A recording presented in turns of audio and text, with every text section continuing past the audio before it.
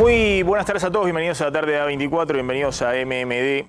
Ya estamos arrancando con todo. Un día muy movido, con mucha información. Ahora vamos a contar muchas declaraciones de último minuto. Ahora vamos a estar repasándolas. Pero vamos a arrancar con esto. ¿Hasta dónde llega la escalada de Cristina Fernández de Kirchner contra Alberto Fernández?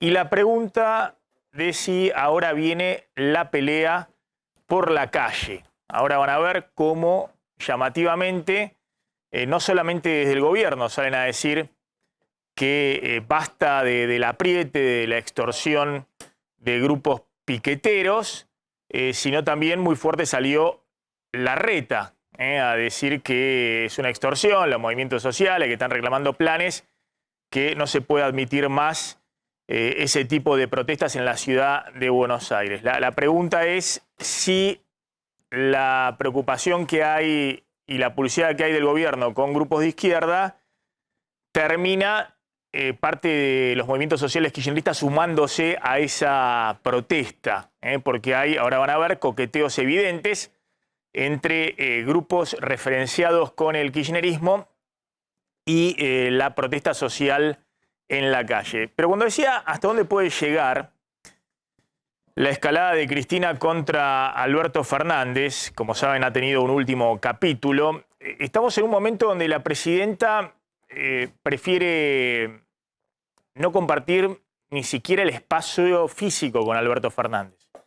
Es decir, desde que ocurrió lo de los piedrazos al despacho de la presidenta en el Senado, la presidenta ha decidido que no comparte ningún acto con el presidente de la Nación.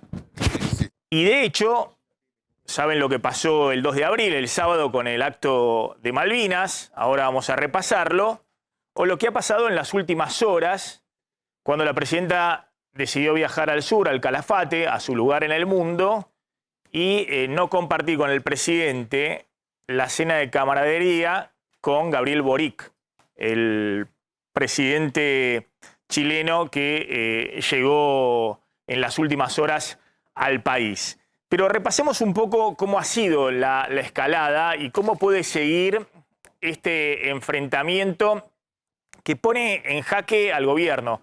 Obviamente lo que hay de fondo acá es la escalada inflacionaria, un escenario donde todos los precios se adelantaron a los salarios, a las jubilaciones, a los planes sociales, y una situación muy, muy delicada para un gobierno que en su tercer año de gestión, pasada la pandemia, esperaba mínimamente cumplir con el mandato que tenía cuando asumió, cuando le ganó a Mauricio Macri, que era empezar a recomponer el ingreso real de la gente. Y eso va a ser muy difícil con estos números de inflación, o tal vez sea imposible. Y ante ese escenario es evidente que la vicepresidenta percibe que la situación económica y social no puede más que agravarse en los próximos meses en el medio del acuerdo con el Fondo Monetario Internacional. Y esa visión muy distinta respecto no solamente al presente, sino a lo que hay que hacer a futuro, es lo que genera este distanciamiento que hoy parece insalvable. Pero veamos cuáles han sido los pasos, ¿no?, de esta escalada de Cristina. En octubre de 2020, Cristina sorprende en un acto en el cual habla de los funcionarios que no funcionan. Y ahí traza que en 2021 los salarios y jubilaciones tienen que ganarle a la inflación para que las cosas funcionen. Bueno, en ese primer movimiento la presidenta solamente cuestionaba algunas piezas, algunos peones del esquema de gobierno y de gestión de Alberto Fernández, lo saben. Apuntaba a Matías Culfas, al propio Santiago Cafiero, a distintos funcionarios del entorno del presidente de la Nación, pero se cuidaba de no disparar directamente contra el ministro de Economía, por ejemplo, Martín Guzmán. Bueno, septiembre 2021, ahí se produce, después de la derrota aplastante en las PASO, la renuncia masiva de ministros que responden a Cristina. Algunos dijeron como una especie de coup d'état, es decir, una movida insólita en la historia de la democracia reciente de la Argentina, un presidente vaciado de poder, los ministros que responden a Cristina le revolean por el aire sus renuncias y la carta de Cristina, en la cual ya empieza a apuntar directamente al ministro de Economía y dice que hay en marcha una política de ajuste fiscal equivocada.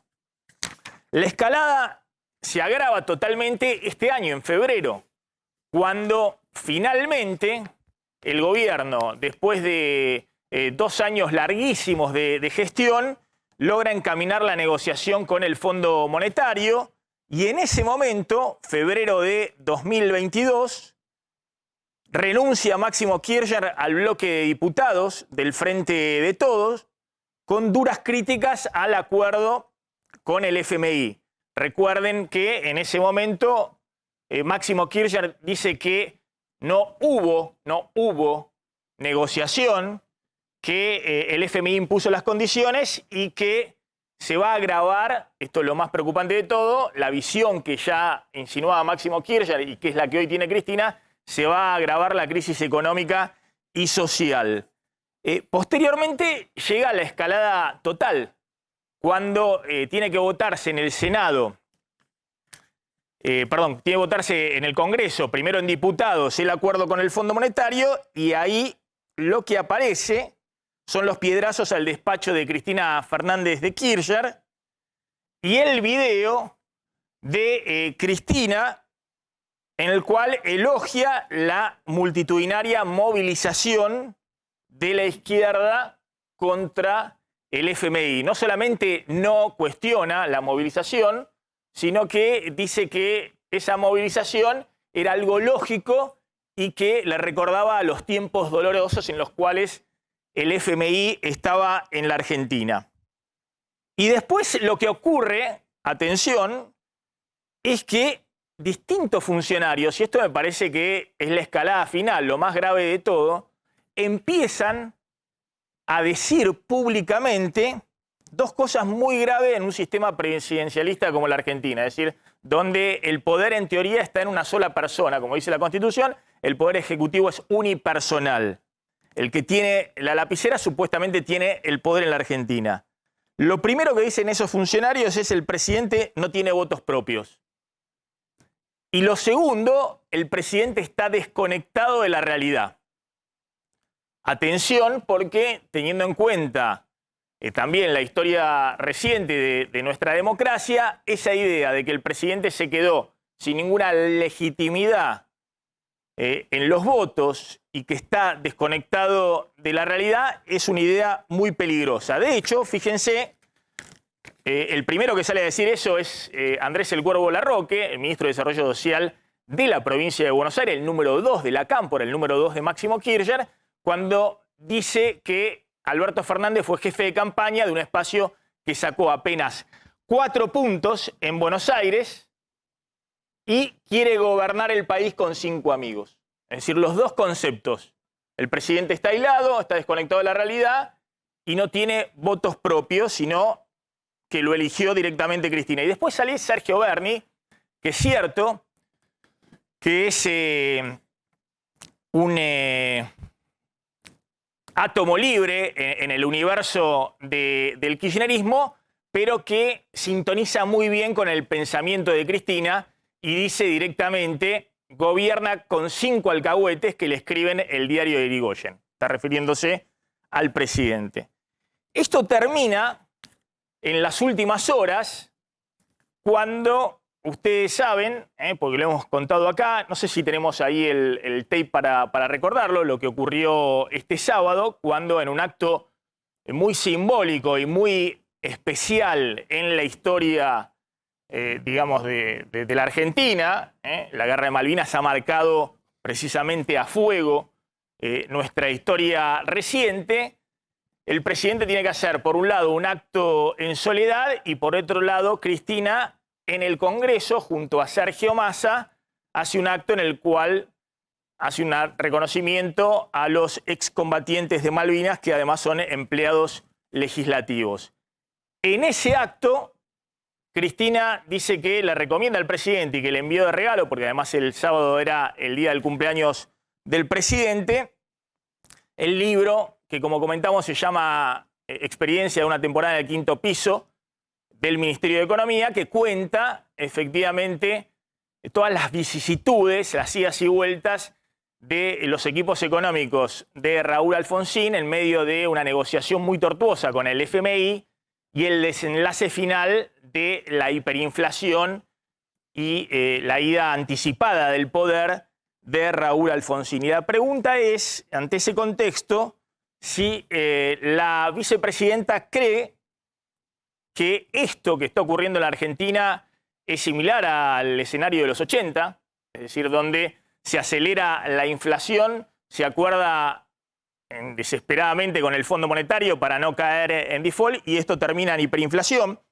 La pregunta es si Cristina cree que esto termina en una crisis total y la pregunta, para mí más grave de todas, es si Cristina tiene en mente la idea de que ante el agravamiento que evidentemente piensa de la situación económica y social, puede haber en algún momento un final de Alberto Fernández similar al de Alfonsín, es decir, un retiro anticipado del poder. Recordemos que el presidente tiene mandato hasta diciembre del 2010, diciembre del año que viene. Mirá.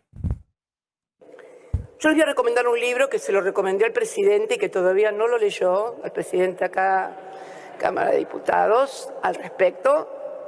Es un libro que se llama Diario de una temporada en el quinto piso. Relata, es una crónica histórica, no es una obra literaria, no va a ganar ningún premio Nobel, pero es un libro que relata las experiencias del primer gobierno democrático del 83, del presidente Alfonsín,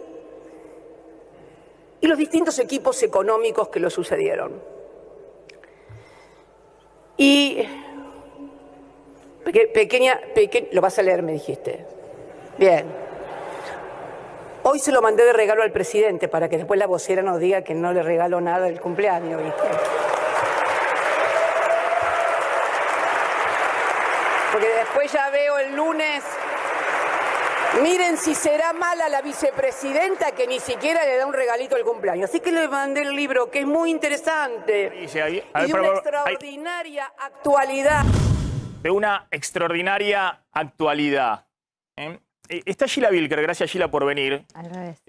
Quiero que me cuentes ahora qué está pasando un poco por debajo del universo del Frente de Todos, ¿no? Porque nosotros venimos contando, y ahora va a contar Pablo Vinocourt, que esta disputa entre el presidente y su vice tiene una nueva parada en lo que sucede en la calle. Atención con lo que sucede en la calle y si parte de los movimientos sociales del kirchnerismo van a estar en la calle. Cristina simpatiza con esa idea cuando hace el guiño a la izquierda. Tiene una nueva parada en lo que se viene en términos de medidas económicas, básicamente el aumento de tarifas de servicios públicos, luz y gas, que es condición sine qua non del acuerdo con el FMI. Y tiene un nuevo capítulo en la agenda del Congreso, porque en la agenda del Congreso el presidente tiene parado desde el año pasado leyes que eran medulares supuestamente para el presidente y para Sergio Massa, como la ley de promoción de la agroindustria o de electromovilidad, la ley de promoción del sector automotriz, y ahora van a ver, hay una nueva agenda del kirchnerismo que archivó esos proyectos y que tiene su propia agenda. Pero lo que me parece más grave, con estos mensajes de la vicepresidenta, en el cual, insisto, está sugiriendo que Alberto Fernández puede terminar tan mal como Alfonsín en los 80, finales de los 80, y básicamente por el factor disparada inflacionaria y FMI en el medio.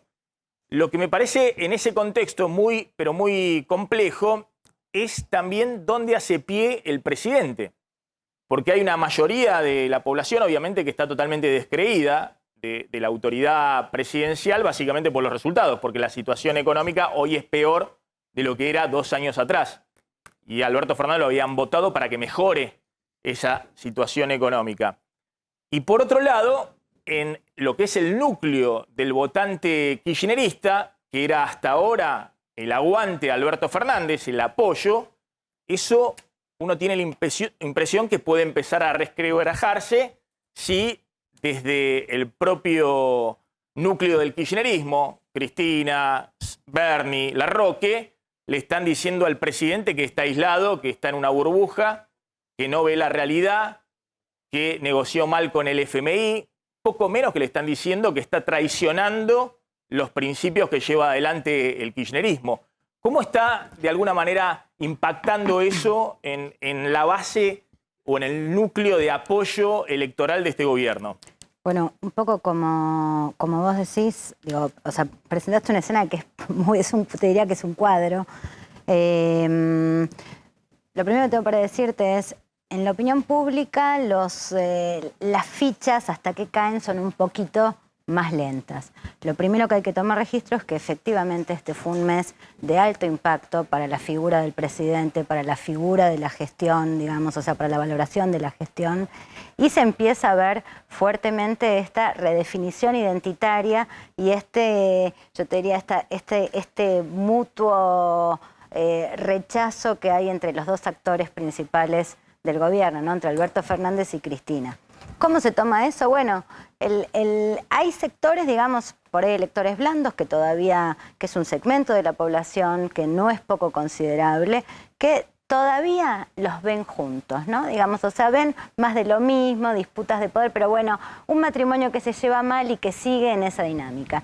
Pero creo que la novedad, lo nuevo en este contexto es que en un segmento muy importante del kirchnerismo duro empieza a verse a Fernández como un otro, como algo que está, digamos, que está por fuera de la coalición. O sea, empiezan a ver la coalición a ver, te diría, en una situación crítica. En los focus group algunos dicen que es un traidor a las ideas del kirchnerismo. Bueno, aparece un poco la idea de que no ha elegido lo que debería haber elegido, ¿no? Digamos, o sea, la distinción o la tensión entre el discurso de la presidenta y de la vicepresidenta y de Alberto Fernández se ve se empieza a notar, se empieza a ver, y la otra cosa que hay que tomar registro es, bueno, ¿cuál es un nivel de aprobación adentro de la opinión pública? O sea, ¿cuál es el nivel de aprobación para que un gobierno se sostenga en pie? Este ha sido un mes muy malo, donde la gestión ha recibido un impacto, y cuando uno piensa todo lo que falta por venir, porque probablemente hay una conciencia bastante fuerte de los cortes por venir, esto ya está entrando en nuestros relevamientos, 7 de cada 10 argentinos cree que va a haber cortes, hay una conciencia muy clara del ajuste. Nosotros decidimos indagar qué es esto del ajuste, a ver si se entiende con claridad cuando se habla de ajuste, y efectivamente ajuste es, habrá lo menos, hay lo menos. Hay menos para distribuir, y efectivamente cuando medimos eso después en términos cuánticos, lo que vemos es que un segmento muy importante de la población cree que el ajuste va a recaer sobre sí mismo, ¿no? Digamos, o sea, que puede ser víctima del ajuste, en el cual eso está en discusión, ¿no? Digamos, en el cual lo que vemos es que hay una conciencia clara de lo que es el ajuste, pero todavía, aparecen discusiones, como si la puja distributiva, sobre todo en los segmentos más cercanos al Frente de Todos, fuese todavía una incógnita, ¿no? Realidad, algo a discutir. En realidad, digámoslo, que en una economía inflacionaria el ajuste se realiza todo el tiempo vía licuación inflacionaria de jubilaciones, salario público, privado y todos los ingresos fijos y planes sociales. Es decir, que me imagino que eso ya se está percibiendo, digamos. Bueno, no es nuevo, Vos decís que Maxi. no solamente se está percibiendo que hay una situación muy mala desde el punto de vista económico de licuación, sino que la expectativa no es buena hacia adelante. No, es que eso es así, digamos. Vos tenés una escena muy dramática en términos de expectativas económicas y expectativas personales, y expectativas sociales, y al mismo tiempo tenés una escena en la que lo que hay es malo y lo por venir es peor. Digamos, esto es un poco el resumen te diría, del argentino medio, sean votantes opositores o sean votantes oficialistas. Yo creo que acá hay dos novedades. La primera es, hoy el gobierno está en valores más bajos de lo que ha tenido en sus picos críticos, que fue uno con la foto de Olivos, otra con la renuncia de Ginés, por el vacunatorio VIP, que fueron los dos momentos, te diría, más Ahora, críticos. mirá lo que estás contando. Hoy está un poco más abajo. De eso. ¿No? De esos momentos críticos, con lo cual es una escena muy difícil. El otro elemento a tener en cuenta es, en el 19... la escena del Frente de Todos era Cristina más uno. ¿no? +1 en el sentido figurado de Cristina más lo que trae todo el resto. Hoy el presidente está un poquito por debajo de Cristina. Bueno, ¿no? mirá lo que estás contando porque es fuerte. Cualquiera que tengamos. Si tenemos a Alessandro está bien, si tenemos al diputado, pero avísenme que tenemos porque si no estoy sin saber con qué seguimos. Mirá lo que estás contando. Vos decís, el gobierno está en la opinión pública con menos aprobación o con más rechazo de lo que tenía en los picos de impopularidad cuando ocurrió el vacunatorio VIP o cuando ocurrió lo de Foto de Olivos. La foto de Olivo, el cumpleaños de Fabiola Yáñez en Olivo con el presidente ahí participando cuando decía que tenía que estar todo el mundo cuidándose por la pandemia y encerrado. Ahora, el gobierno es insólito porque la economía post-pandemia, después de la segunda ola, se recupera 10%, ¿no? Pero en los últimos 4 meses se acelera fuertemente la inflación, con lo cual llegaste al piso de baja de pobreza. Creaste puestos de trabajo, pero en un piso del 37% por arriba de lo que estaba la pobreza de Macri. Trabajadores que son pobres. Claro, trabajadores que son pobres y ahora venís obviamente en un trimestre donde la licuación inflacionaria te va a generar todavía más pobreza. Pero el gobierno acaba de cerrar el acuerdo con el fondo, estuvo esperando 2 años para decir, llegamos a este momento, podemos generar expectativas respecto a un plan de estabilización, y sin embargo decís está totalmente derrumbado ante la opinión pública y no tiene chances de generar ninguna expectativa si está en el medio de una interna feroz con la vicepresidenta que le dice ustedes van a fracasar y esto lleva a un agravamiento de la crisis económica y social. Sí, y yo te diría, ahí no es solo un problema de crisis económica, también tenés un problema de crisis social y eso te lleva a los movimientos sociales, te lleva a la calle, ¿no? Digamos, porque la hipótesis de que los planes contienen la pobreza más extrema y alcanzan para eso, bueno, es una hipótesis que empieza un poco digo, por ahí cuando caminas algunos barrios un poco humildes, lo que vos ves es que empiezan a aparecer ferias, empiezan a aparecer casi ferias de trueque, o sea, escenas que son las escenas de digo, el acompañamiento social no alcanza. Entonces, vos tenés ahí crisis por todos lados, digamos, o sea, tenés la crisis económica, pero también tenés la crisis social, tenés la amenaza del problema de la gobernabilidad, tenés esta tensión entre estos 2 actores. Yo creo que hay acá ¿Qué interpretás que quiere Cristina? Ahora va a contar Claudio Zlotnik cómo en abril se aceleraron remarcaciones de alimentos. Sí. En abril, ya en marzo te va a dar la inflación alrededor de cerca del 6%, y en abril, está contando de esta semana, aumentos muy fuertes de alimentos. Cristina y un sector del kirchnerismo quiere palo, que el gobierno salió por ahí a decir, moró algo, bueno, ridículo, pero interpreta un poco esa idea de que habría que poner un DNU que impida los aumentos de precios. Si fuera tan fácil, porque no lo hicieron antes y porque no se hace en otras partes del mundo. Sí. Pero la idea que tienen es, mirá, si no podés solucionar el problema inflacionario, anda con todo contra los empresarios, multa, ley de abastecimiento, es decir, que se lo ve activo el gobierno en eso. Pero, ¿qué crees que quiere en última instancia Cristina? ¿Quiere eso, digamos, que el gobierno encuentre un adversario, un enemigo sobre el cual reconstruir su poder político? ¿O crees que directamente ya está en proceso de despegue diciendo esto termina mal como terminó Alfonsín, quiero preservar mi capital político por fuera de lo que haga Alberto Fernández? No sé llamarlo despegue, pero sí preservación del capital. O sea, el otro día hablábamos de cómo se fue licuando el capital del kirchnerismo duro, cuánto valía la adhesión a Cristina en el 2019 y cuánto vale hoy. Qué es lo que pasó en el medio, qué es lo que pasó con ese desencanto, y me parece que eso se empieza a ver, y hoy fíjate que la redefinición identitaria o la reaparición identitaria del kirchnerismo, hoy en lugar de hacerse contra la oposición, se hace dentro del propio gobierno. Entonces vos tenés una escena muy complicada. Vos decís que el razonamiento de Cristina es, no solamente este gobierno está mal, sino que está comiendo el capital político del kirchnerismo. Alberto Fernández, que le están diciendo, vos sacaste 4 puntos en el 2017, se está... Bueno, está bien. Yo en esa, viste, es un poco injusto. Sacó, 5 puntos. Sí, es un poco injusto porque está bien, eso es 2017. Yo estoy tratando de entender cuál es la lógica de una vicepresidenta que ataca ferozmente a su presidente. Y como decís vos, está más ocupada en criticar la gestión de Alberto Fernández que hoy que confrontar con la oposición. De hecho, la oposición está tratando como sea, de sostenerlo al presidente, de acompañarlo. Ahora va a venir un rato Mario Negri, que está en esa idea con algunos otros diputados y senadores que parecen más acuerdistas de lo que son dentro del propio gobierno los que bombardean al presidente. ¿Vos crees que Cristina en este momento piensa, me está comiendo mi capital político, está derrumbando el capital político que había construido? Eso no lo piensa, Maxi, eso es un hecho. Es un hecho. Eso es un hecho, o sea, eso no es un problema de pensamiento o no pensamiento.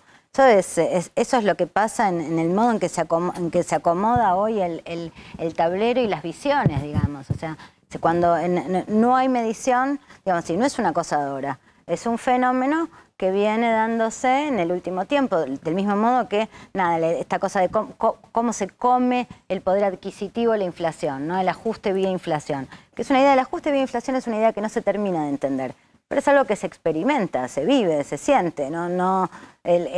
Digo, por ahí no está la explicación, pero sí está la experiencia cotidiana de, bueno, le sobran días al mes, ¿no? Digamos, o sea, entonces, no es un y la fenómeno sociedad nuevo, argentina que se había acostumbrado a un régimen de inflación del orden del 25%, oscilando en algunas crisis 2014 o 2016, 40%. Bueno, los últimos 4 años ya estuvo en un régimen del 50%, 2018, 2019, 2020 se desaceleró porque estaba todo cerrado. Todo parado. 2021 de nuevo 50, 51%, pero este primer trimestre del año estamos en un escalón más arriba, digamos. Estamos en un escalón de aceleración inflacionaria que vamos a ver cómo sigue el año, pero si vos la analizás está por arriba de lo que había sido ese Yo sabes que creo que en relación con eso, o sea, acá el problema no es tanto la dinámica inflacionaria, que el argentino sabe vivir con dinámica inflacionaria. Por supuesto, cuando alcanza niveles más altos, tiene impacto sobre los pequeños comerciantes, sobre los asalariados. Digo, eso es clarísimo, digamos, ¿no? El pequeño comerciante no puede llegar a reponer cuando esto se sobreacelera, se morfa el capital. Digo, todo eso que está ahí. Pero el argentino, mal que mal, sabe vivir con inflación. El problema es la pérdida del poder adquisitivo. No es el esquema inflacionario. O sea, si el poder adquisitivo acompaña la inflación, el problema es que eso es lo que no ha pasado. ¿No? Digamos que el poder adquisitivo en cada estos vez niveles es imposible compensar nada. Justamente por la aceleración. Es imposible llegar a compensar, y esta es un poco la discusión, sin irte justamente a lo que dice el libro que Cristina recomienda a Alberto Fernández, pero Cristina se lo recomienda al revés al libro. Porque Alberto Fernández en última instancia está tratando de hacer lo que hizo el equipo de Zurruil en su momento, donde acordó con el FMI, pone algún tipo de ancla en el acuerdo. Pero claro, Cristina, me imagino que el planteo básico del libro es distinto. Mirá lo que le pasó a Alfonsín, que no enfrentó al establishment económico, terminó transando con el FMI, terminó transando con el establishment económico local e internacional, terminó en la hiperinflación. Sí, obviamente la realidad es un poquito más compleja que esas visiones tan simplonas, ¿no? Pero lo que trato de entender un poco es qué es lo que está pensando en términos de lógica política mirando hacia adelante la vicepresidenta. Bueno, yo, mira, te diría dos cosas. Primero, creo que una de las ideas que está en esa gestualidad y en la recomendación del libro es, mirá que el Fondo Monetario, si te tiene que soltar la mano, te va a soltar la mano. ¿No? Digamos, porque acá recordá que hay dos miradas dos miradas realmente contrapuestas respecto de cómo se llega al 23. Cristina tiene la teoría de que así, o sea, con el fondo adentro no se llega al 23, mientras que Alberto sostiene todo lo contrario. Necesito este aire que me va a dar el Fondo Monetario para llegar al 2023. Creo que acá esa línea de si te tienen que soltar la mano, te van a soltar la mano, creo que es un mensaje que está implícito en el regalo, ¿no? En ese regalo amoroso. Pero ahora voy a volver sobre eso, Gila, porque yo creo que no solamente está esa visión, obviamente una visión muy negativa respecto al futuro. La idea lo dijo en un documento Máximo Kirchner, después lo dijo Oscar Parriel en un documento que adjuntó al debate en el Senado, y lo transmite la presidenta, la vicepresidenta, la idea de que la dinámica es un agravamiento de la crisis económica y social, sino que, y voy a volver con vos sobre eso, creo que, y vos lo estabas diciendo, Cristina también está muy preocupado en un aspecto en que no solamente piensa que se va a agravar todo, sino que el relato se deshace, porque Alberto Fernández dejó de lado la idea de un relato de confrontación o que acá hay Mira, el un mensaje responsable es de lo que está Maxi. pasando. El mensaje es, el presidente no es como nosotros, el presidente no es como yo, no tiene estas ideas. Es un mensaje claro, es un mensaje de diferenciación, somos cosas distintas, digamos, pensamos cosas distintas y creemos cosas distintas. Y me parece que ese mensaje tan simple pero tan contundente es lo que de alguna manera quiere hacer llegar a la ciudadanía y que creo que la ciudadanía empieza a escuchar. O sea, el elector más cercano al mundo kirchnerista lo empieza a escuchar. Lo empieza a escuchar y empieza a tomar nota. Y creo que esto también es parte de la dificultad que va a tener por delante el presidente Fernández. Todavía la ruptura como algo total no está en la política. Nosotros vemos que hay gestos también de aplacamiento, ¿no? Digamos, de segunda línea.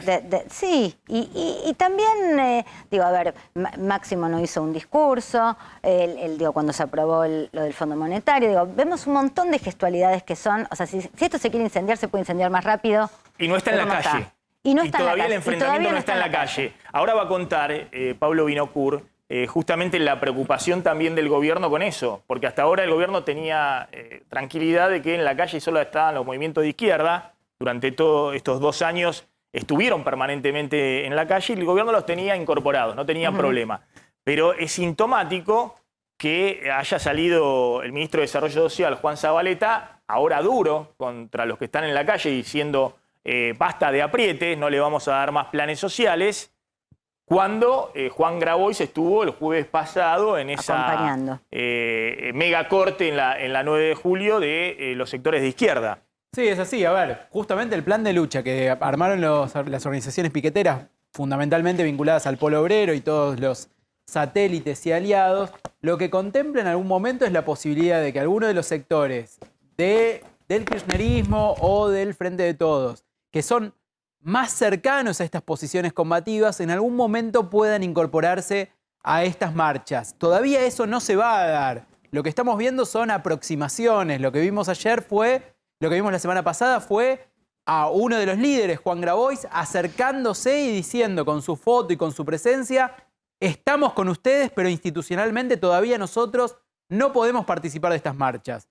Lo que vamos a ver cuando empiecen a correr las semanas es ver esta posibilidad de que alguna de estas organizaciones, las más combativas, puedan acercarse a marchar contra el gobierno o a exigir más planes sociales. Un dato, Maxi, jueves, a las 15, el ministro Zabaleta va a recibir a las organizaciones que participaron del acampe de la semana pasada. Atención, que puede ser un primer gesto de distensión de este conflicto social. Bueno, y en medio de todo esto, el conflicto social no se va a distender porque hasta que la situación no mejore. Es más, el conflicto social, como interpreta Cristina, en eso tiene razón, mientras la situación económica siga complicada, la inflación le siga ganando a todos los ingresos fijos, se va a agravar. El tema es cómo se encausa el conflicto social. Hoy si el conflicto social se contiene, como ha hecho muchas veces el peronismo, o el conflicto social se desborda porque hay una interna feroz en el peronismo, que ha ocurrido en otro momento también,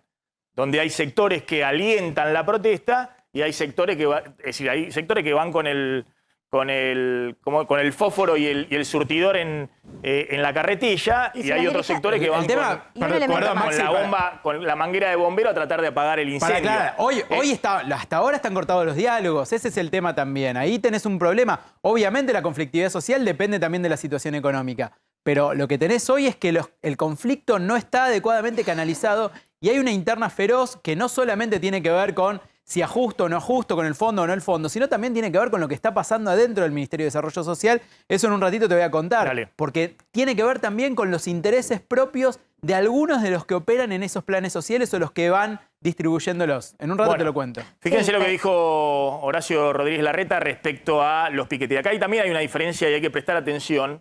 Larreta le decía a cualquiera que quisiera oírlo, nosotros decimos que Alberto Fernández tiene el WhatsApp vivaz, ¿no? Le responde a todo y más. Yo hace 2 años que no hablo con el presidente, desde que asumió no intercambié un solo WhatsApp. debo ser uno de los pocos periodistas, de los 50 o 60 que tienen el WhatsApp, que a cualquier hora hablan con el presidente. Larreta suele hacer off the record con los periodistas y siempre le decía que mientras la situación económica y social estuviera mal, no se podía hacer nada en la calle y que tenían que manifestar por la 9 de julio, por donde sea, que una forma, es más, de terapia, de descompresión del clima social. Miren cómo cambió el jefe de gobierno de la Ciudad de Buenos Aires. Lo que pasó acá fue una extorsión, y que la verdad que me da muchísima bronca, fue una extorsión. Usan a la gente. ¿A alguien se le ocurre que la gente vino en forma espontánea? Pero esas colas de colectivos que habían uno tras otro, los traen, y los traen extorsionados, que si no vienen le sacan el plan. Porque el plan, en vez de manejarlo el Estado, como tiene que ser, los manejan organizaciones que los extorsionan. Y lo peor es que además usan a los chicos. Ponen a los chicos como escudos, a las mujeres, para que la policía no los desaloje. Son unos cobardes usar a los chicos para eso. Los chicos tendrían que estar en la escuela, no acampando acá. Realmente es una barbaridad. Por eso es que le pedimos al gobierno. Por eso les pedimos que les saquen los planes sociales. Porque además, los planes tienen como condicionalidad que los chicos vayan a la escuela. Los chicos que estaban acá no estaban en la escuela, no estaban cumpliendo. O sea, hagan cumplir la ley y saquen los planes sociales a esa gente. Y así van a ver que no vienen más. No puede ser. Tenemos que replantear además todo el sistema de planes sociales que atentan contra el laburo. Hay gente que por ahí podría conseguir un trabajo y no lo toma para no perder el plan. El otro día estaba reunido con un grupo grande de gastronómicos de la zona de Palermo. Me decían que en muchos casos no consiguen laburantes porque la gente les dice que si toman el laburo pierden el plan. Es exactamente al revés. Por eso le pedimos al gobierno que actúe con mucha firmeza, que le saque el plan a los que correspondan y aclarar una vez más que no vamos a permitir la violencia, como hicimos la otra vez en el Congreso. Para eso tenemos que coordinar, le pedimos al gobierno nacional que ayude con la coordinación, como me preguntaban acá, asumiendo la responsabilidad que tienen que asumir ellos, que es el cubrir los ingresos a la ciudad. Trabajando juntos es que vamos a poder mejorar este problema. Pero lo primero que digo, hay que terminar con las extorsiones. Eso es lo que necesitamos en la Argentina. Bueno, ahí estaba Larreta. Está Marcelo D'Alessandro, que es el secretario de Seguridad de la Ciudad de Buenos Aires. ¿Qué tal, D'Alessandro? ¿Qué cambió? ¿Qué cambió? Pues yo conté algo que era, no sé si llamarlo una política de Estado a esta altura, pero era lo que pensaba siempre el jefe de gobierno de la ciudad, que lo ha dicho en otros momentos, 2018, 2019, bueno, cuando se reabrió después de la pandemia. Es decir, siempre que la situación económica y social del país sea un desastre, es muy difícil evitar los movimientos de los piqueteros y demás. Esa era la lógica que tenía Larreta. ¿Qué cambió ahora para que efectivamente salga tan fuerte diciendo esto no se aguanta más? ¿Qué tal, Maxi? Buenas tardes. No, mira, la lógica sigue siendo exactamente la misma. Nosotros lo que estamos diciendo es, a ver, la responsabilidad de mantener el orden en la calle tenemos bien claro que es de la policía de la ciudad y es del gobierno de la ciudad. Ahora, todos sabemos que estamos ante un reclamo que solamente tiene respuesta el gobierno nacional. Lo que estamos planteando es, entendemos que hay un casi 40% de pobreza, entendemos las necesidades de la gente y estamos de acuerdo con que haya asistencia a cubrir esas necesidades. Ahora, lo que no podemos es quedar rehenes de esa herramienta que tiene que asistir a aquellos que lo necesitan. Fíjate que el otro día estábamos ante un acto político, se plantaron en la 9 de julio diciendo venimos porque tenemos hambre y hubo un despliegue de una estructura económica muy fuerte. Nunca, Maxi, nunca nosotros secuestramos tantas carpas, tantos vehículos, tanta mercadería, tanta comida como el otro día y seguía apareciendo. Entonces, eso es un acto político que hoy evidentemente encuentra una línea en esta interna que tiene el gobierno nacional, pero a la que nosotros decimos, esto no se arregla con la policía solamente, esto se arregla con la decisión política. Por eso, así como identificamos a aquellos piqueteros que fueron a arrojar piedras al Congreso de la Nación, los pusimos a disposición de la justicia y como sanción tuvieron que le quitaran los planes, lo mismo decimos de aquellos que vienen a violentar la libertad de miles y miles de ciudadanos que quieren ir a trabajar. No estamos yendo en contra de los planes, no estamos... lo que estamos diciendo es no puede ser una herramienta... Mira, te cuento una anécdota. No, está bien. Yo lo que digo, ha habido muchas críticas a al propio jefe de gobierno, a Larreta, diciendo, bueno, era muy permisivo permanentemente con todo este tipo de manifestaciones y protestas en la 9 de julio y cortes por todos lados. Yo decía, ¿qué cambió en esa lógica para que Larreta recién ahora salga con la dureza que sale? No, nosotros, insisto, nosotros trabajábamos mucho, manteníamos el Metrobús cuando fuimos gobierno nacional, liberado, trabajamos para generar una mesa de diálogo donde se puedan compatibilizar los derechos a manifestar. También hay una cultura en el país de que todo reclamo que se hace tiene que ser cortando la calle. Y eso no es verdad que es la única salida que hay. No es verdad que complicándole la vida a miles de personas uno va a encontrar una solución. Te decía recién, mira, te cuento una pequeña anécdota. Terminó el acampe de 48 horas, en un control de tránsito detuvieron a un camión del Polo Obrero. La persona que lo manejaba no tenía registro y el camión no tenía habilitación de carga. Me llamó Beliboni y me dijo, si vos me secuestrás el vehículo, yo te corto la calle. Obviamente el vehículo lo secuestramos y 6 personas terminaron detenidas por atentado de resistencia a la autoridad porque él mandó a rodear el camión. Lo que digo es, ya lo internalizaron de tal manera esta herramienta de extorsión que la utilizan aún cuando están cometiendo un delito. Entonces, lo que decimos es, estamos conscientes de la situación socioeconómica. Ahora, no es esta vía, la de complicarle la vida a miles de personas, la que te va a traer un resultado. Por eso, hablo con el ministro Aníbal Fernández y le digo que me ayude en los ingresos, que es el Puente Porredón, que es la Estación Constitución, donde entran de a miles. Vinieron más de 20.000 la otra vez, ingresaron el 90% por Constitución. Entonces, que trabajemos de forma coordinada. Nosotros vamos a mantener la firmeza que tenemos que tener. Ahora, esto se resuelve con decisión política. A ver, un segundo. Flor Halfon, una pregunta. Marcelo, ¿qué tal? Respecto del plan social y de lo que podría impedir que una persona cobre un plan social. En el caso de la asignación universal por hijo, tienen que mostrar que los chicos están yendo al colegio. Si los chicos no están yendo al colegio, entonces eso se va a demostrar en los papeles. Ahí ya existe el detalle por el cual se podría resolver sacarle a una persona o no sacarle el plan social. Digo porque el otro día, en este ejemplo de la persona que fue detenida, aparentemente que estuvo involucrada en los hechos del Congreso, en esa violencia, todavía no fue juzgada, está acusada. Quiero decir, ¿no se está proponiendo que antes de tiempo se le saque a una persona un plan social cuando todavía tiene que pasar en todas las etapas, también en esta de la manifestación, por la justicia? ¿Qué tal? Buenas tardes, Flor. No, mirá, nosotros presentamos a través del sistema de videovigilancia dónde la persona agarraba la piedra, dónde tiraba la piedra, dónde preparaba la bomba molotov. De hecho, esa identificación y toda esa prueba aportada dio semiplena prueba para que un juez y un fiscal hoy los mantenga detenidos. Entonces, fíjate que después de eso no hubo más actos de violencia ni agresión en todas las sesiones que vinieron después en el Congreso. Si hay consecuencias, esto se termina. No puede ser que la gente sea instrumentalizada en su voluntad y en su necesidad por algunos dirigentes. Pero la pregunta es si esto no es también una extorsión, en esa idea de la extorsión desde las movilizaciones, si esto no es también una extorsión cuando la gente se moviliza muchas veces con sus familias, históricamente, justamente porque si va a acampar no tiene a dónde dejar a los chicos. Pero ¿sabes lo que pasa, Flor? Digamos las cosas como son. ¿Cuánta gente vos conocés, amigos o conocidos, que te dicen que hoy el plan social atenta contra el trabajo en el mercado? Que te dicen, mira, estoy buscando a alguien para trabajar y no lo encuentro, o me dice que lo tome en negro porque no quieren perder los beneficios. Entonces tenemos que terminar con esta cultura de la extorsión a través de esta situación. No se puede sostener. Yo conozco gente a la que le ofrecen menos dinero que el plan social y por eso prefiere seguir con el plan social.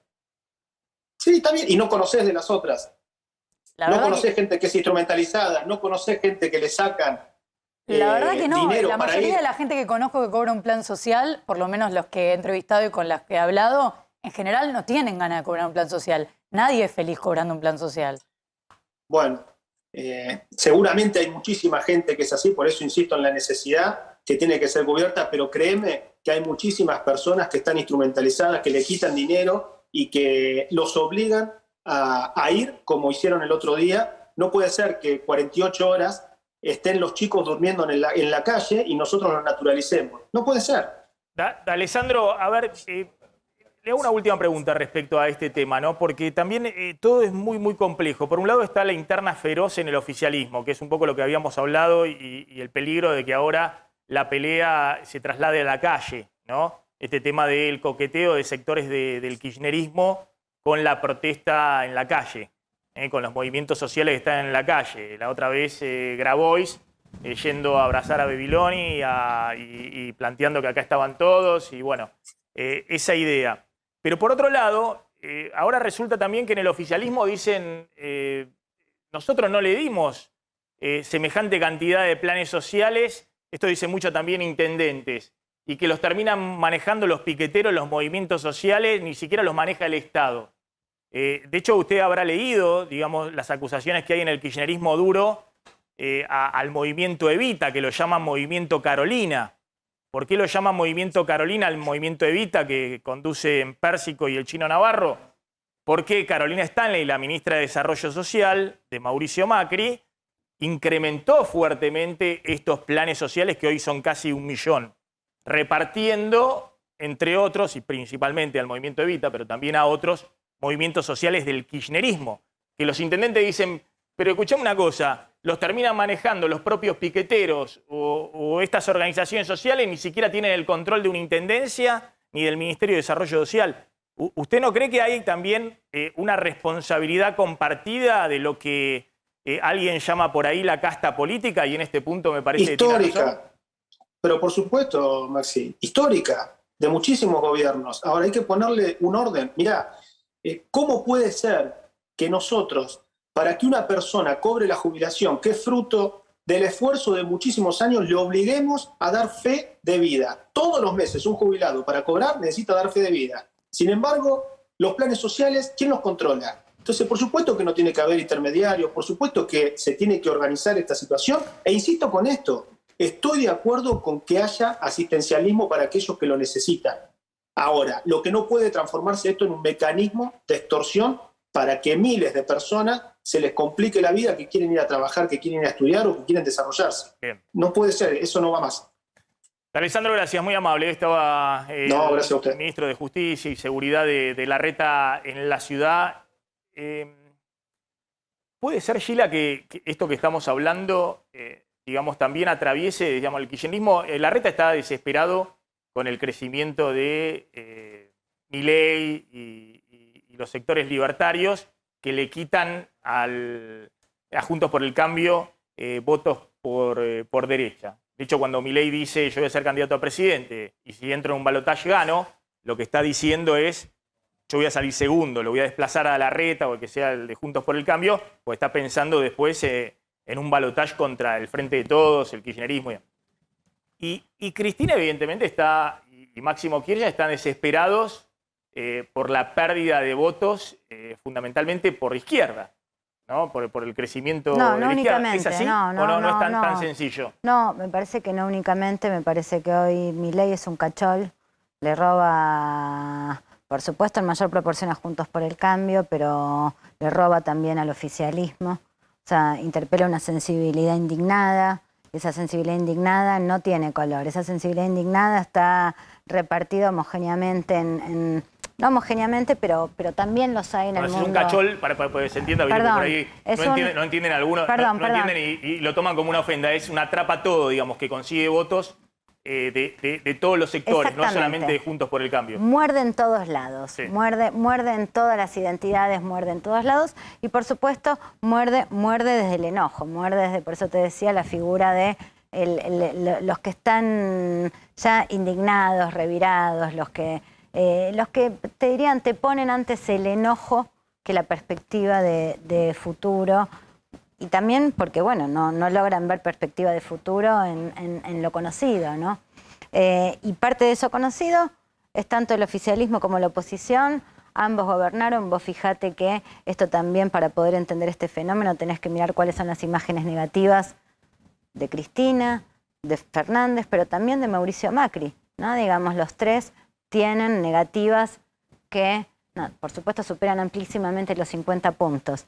Entonces, digo, más de la mitad de la sociedad en todos los casos sienten rechazo. Ahora, yo creo que el fenómeno Milei en todo caso lo que hace es reordena el tablero. Más allá de a quién le roba, creo que el efecto final tiene que ver con cómo se reordena y cuáles son las demandas que empiezan a entrar en juego, ¿no? Digamos, y yo creo que eso obliga a redefinirse a Juntos por el Cambio y los actores de Juntos por el Cambio. Ahora voy a ir un poquito con eso, ¿no? Pues un rato vamos a hablar con Mario Negri, que él dijo, ojo que, creo que lo mencionó Negri, ojo, en el Congreso hay versiones respecto a lo que quiere Cristina, se lo quiere llevar puesto Alberto Fernández, creo que Carrió está también muy preocupada con esa cuestión, pero mientras hay una parte de la política que está tratando de ver, bueno, a ver, cuidado, algunos recuerdan a sus propias experiencias del radicalismo en el 2001 o Alfonsín en la debilidad de los 80. Bueno, llama la atención que ante tamaña fragilidad la vicepresidenta pise el acelerador. Que es lo que está buscando ante tamaña fragilidad. Pero esperamos un segundito, porque el otro día ocurrió, el 2 de abril, en ese acto que hizo Cristina con Sergio Massa, que un excombatiente y diputado nacional, Aldo Leiva, ¿qué tal? ¿Cómo está, diputado? Gracias por atendernos, muy amable. No, por favor, gracias a ustedes. Bueno, ocurrió esto. Recordemos, diputado, lo que ocurrió el sábado. Entonces, en este 40 aniversario, señora presidenta, yo le voy a decir presidenta, no del Senado. Para mí es mi presidenta.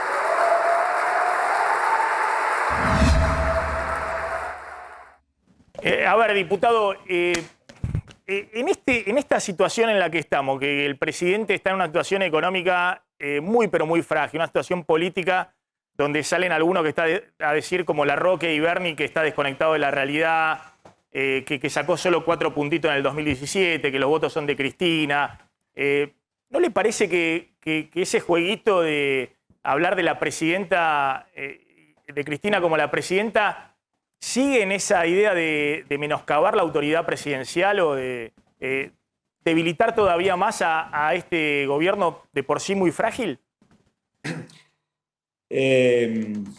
Siguiendo esa línea, Maxi, ¿a usted le parece que con las expresiones de nuestro presidente Alberto Fernández en el acto que se hizo en el Museo Malvinas, donde llama presidente Evo Morales, presidente Fernando Lugo, presidente Pepe Mujica, debilita a los actuales presidentes que están en ejercicio? Si fuera así, yo hubiese visto un escándalo en la Cancillería, planteando aclaración por parte de los actuales presidentes, pero en realidad esto todo tiene que ver con cuestiones que hay sectores que buscan permanentemente cualquier frase, cualquier cuestión, como para tratar de instalar temas que les interesa de lo que se hable. En realidad, mis expresiones nada tienen que ver con menoscabar la figura presidencial, presidente al que hemos acompañado para que sea nuestro presidente. En lo personal, puedo decir que he asistido al 100% de las sesiones, he votado la totalidad de las leyes que presentó el presidente de la Nación, he asistido a todas las reuniones de comisiones, así que yo puedo dar testimonio con mis actos, no con una frase o algo que por ahí puede no gustarle a algunos, que bueno, es lógico. A mí la verdad que me gustaría también poder hablar de estos señores que parece que no gobernaron el país, que es siempre la responsabilidad del otro. Yo no puedo creer la desfachatez de la... Espera un segundito, diputado, no, pero está bien que lo aclare. Entonces, está bien, lo que está diciendo es una fórmula como se usa en Estados Unidos, que todos los expresidentes son presidente tanto, como se hace en Estados Unidos, que no dejan nunca de ser presidente. Como hizo Alberto el 2 de abril. Está bien, el formulismo. Le tomo eso. Ahora le pregunto, ¿usted está dentro de los diputados, entonces, que apoya al presidente, apoya el acuerdo que hizo con el FMI, apoya a su ministro de Economía, apoya la política económica? Es decir, no es de los diputados que se alejan del presidente y lo critican duramente. Para aclararlo, no lo sabía. Yo voté y yo expresé que tapándome las narices votaba de acuerdo con el fondo. Está bien. Estoy convencido que este es el camino, el que está conduciendo Alberto Fernández. Usted está convencido que es un camino, no como cree Cristina, que va a agravar la situación, sino que va a mejorar la situación. ¿Eso es lo que piensa usted? No. Yo creo que ahora hay un camino que tenemos que transitar y que tenemos que ser capaces de resolver problemas gravísimos como el de la inflación, como el de la desocupación, como el de la pobreza. Esos son los desafíos que tenemos y esos son los debates que verdaderamente tenemos que dar de acá hacia adelante si es que efectivamente queremos ser competitivos en el año 2023, porque del otro lado ya sabemos qué tenemos. Ya sabemos que si hubiese ganado Mauricio Macri, sin duda hubiese ido por la reforma laboral, la reforma que tiene que ver con las jubilaciones, las privatizaciones, que en este tiempo lo viene diciendo de manera ya totalmente descarada. Cuando era candidato en su momento decía todo lo contrario, en el 2015 gana con una propuesta y después hace totalmente lo contrario. Esos son los debates que a mí me gustaría dar, pero como hay una protección mediática fabulosa detrás de quienes hoy son opositores, están ocupándose siempre de las divisiones dentro del oficialismo o de las tensiones del oficialismo y nadie habla que... Digamos que la vicepresidenta colabora para eso. ¿Cómo? Digamos que la vicepresidenta colabora para eso. No, ellos colaboran mucho más en sus internas, ellos colaboran mucho más. Bueno. Son 10 bloques, Maxi, en el Congreso. Pero, diputado, usted es peronista, me imagino que no debe haber visto nunca una cosa así, digamos, donde al presidente le digan que gobierna con 5 amigos y le escriben 5 alcahuetes el diario de Irigoyen, como dijo Berni. O como dijo Larroque, que sacó 4 puntitos, que lo eligió Cristina... y que el gobierno no es un juego de 5 amigos. Le dice un funcionario de la provincia de Buenos Aires, le dice al presidente. Yo no he visto mayor falta de respeto de dirigente de la oposición al presidente de la Nación. Pero bueno, que a usted le parece que es toda una construcción. Y las cosas que decía Carrió de Macri, y las cosas que decían los radicales de Macri, y no se vino el mundo abajo, porque son parte de las tensiones políticas que hay en las fuerzas políticas y que es lógico y que es razonable y que a lo largo de nuestra historia democrática, Alfonsín no se hablaba con Martínez, Chacho Álvarez le renunció a De la Rúa, Michetti no existía durante el gobierno de Mauricio Macri. Son cuestiones que han sucedido en todos los... Está bien, diputado. A ver, un segundo, estoy sin tiempo. ¿Qué querés preguntarle? A ver. Aldo, una pregunta muy concreta. Así como le dijo presidenta a Cristina Kirchner, dice que a los expresidentes hay que llamarlos así. ¿A Macri también los llamaría presidente en caso de tenerlo enfrente? Yo aclaré en un tuit que yo no lo llamo presidente porque Macri faltó el respeto a los argentinos y entre eso, fundamentalmente, yo no puedo dejar de recordar la falta de respeto que tuvo para con los familiares del Ara San Juan, que fue a recibirlo jugando al golf, no sé qué es lo que estaba haciendo, se fue un ratito, entonces al que no me respeta yo no puedo respetar, por eso nombré a los que sí me sentí que me respetaron, que respetaron su posición política, entonces, porque está claro. Si él no respeta, yo no tengo por qué respetarlo. Está claro, diputado, y lo dejamos en claro, usted no es de lo que lo llama mequetrefe o ocupa al presidente y tampoco es el que... lo llama que está desconectado de la realidad. Está claro y lo acompaña, es uno de los diputados que hoy acompaña al presidente Alberto Fernández. Diputado, gracias, muy amable. No, gracias a ustedes. Y si me permite, 30 segundos. Podrían ir a los archivos de diputados y van a encontrar todo lo que yo le estoy diciendo. Gracias, Maxi. Diputado, gracias. Es un diputado de Chaco que se referencia con el gobernador Capitanich. Sí, exactamente. Y un hombre que, como dijo él, en su momento en el discurso de la sesión por el FMI, dijo, me tengo que tapar la nariz, pero votar a favor para sostener al gobierno. Ya está Mario Negri. Gracias por venir, diputado, que es presidente del bloque del radicalismo. Uno tiene la impresión que en esta interna feroz que hay en el oficialismo, en una coyuntura muy compleja, Cristina recomendándole el libro que cuenta el padecimiento del equipo económico de Alfonsín. No sé si lo leyó el libro. Mucho. Es muy interesante porque la verdad además de conocer a todos. Claro, es muy interesante. Yo contaba que yo a Zurruil lo conocí mucho, que Tuvimos 2 años en El Economista discutiendo todas las semanas de economía en 1990, 91, con Juan Radonjic, el director del Economista. También a Canitrot, que fue profesor mío, y a otros integrantes del equipo económico. Pero lo que se cuenta ahí es la trastienda, cosas que yo no había escuchado, digamos, cosas que le contaba Alfonsín a Zurruil o que le contaba Zurruil a... En realidad ahí hay de Juan Carlos Torres como un diario, ¿no? Carta con sus hermanas. Yo creo que lo patético, vas a coincidir, creo, es los contextos, el tiempo. Como dice también Pablo Gerchunov por ahí en un Twitter. Era un contexto mucho más complejo, mucho más complejo, difícil esto, porque además de por medio estaba sostener la democracia, ¿no? Y además de por medio el grado de conflictividad social. Recuerden los 13 paros. Esto no es una disculpa, digo, había una discusión sobre la macro. Es más, a vos que te gusta mucho, me he puesto a ver eso, cuando el Plan Austral, que lo desarrolla mucho, ¿no?, que después fracasa, en Israel aciertan después. Ahora, había una diferencia sustancial. En Israel lo sostuvo el 80% de la política. Y hubo aquel famoso acuerdo entre los dos partidos mayoritarios, trasladado al Parlamento, de estabilizarla por 10, 15 años, y se fue la inflación. El contraste de la Argentina era un quiebre político, social, ¿no? Por eso digo, a mí me parece patético que se usen experiencias de la historia con simplificación para usarlos en la interna del poder.